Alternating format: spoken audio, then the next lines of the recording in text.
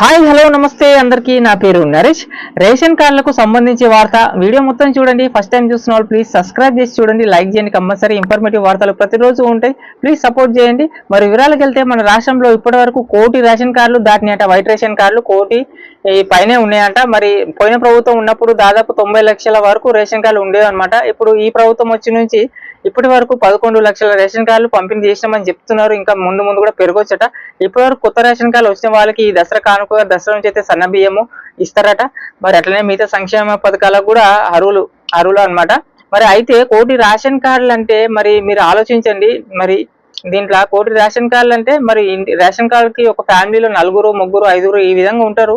దాదాపు యావరేజ్ గా ముగ్గురు వేసుకున్న 3 కోట్ల పైనే ఉంటారు. 4 కోట్లు అంటే తెలంగాణ ప్రజానికం ఎంత? తెలంగాణ 4 కోట్లు 4.5 కోట్లే అంటారు. మరి రేషన్ కార్డులు ఉన్న వాళ్ళందరూ కూడా నిజమైన చాలా మంది అర్హత గల వారు, పేదవాళ్ళకైతే చాలా మంది పొందట్లేదు. కొంతమందిని పక్కన పెడితే మరి అందరూ లేనోలేనా? మరి అసలు దీంట్లో ఎంతమంది అనర్హత గల వాళ్ళు ఉన్నారో ఆలోచించండి. లెక్క మనకు తెలిసిపోతుంది కదా.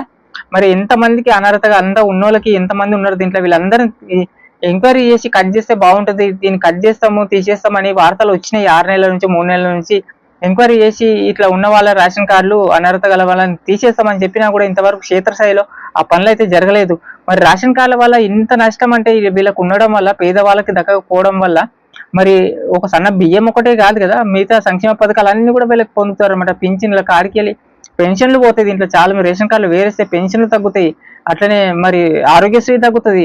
ఆరోగ్యశ్రీ మిగతా సంక్షేమ పథకాలు అన్నిటికీ ప్రామాణికరం కాబట్టి వీళ్ళందరినీ కట్ చేసి చాలా డబ్బులు మిగులుతాయి గవర్నమెంట్.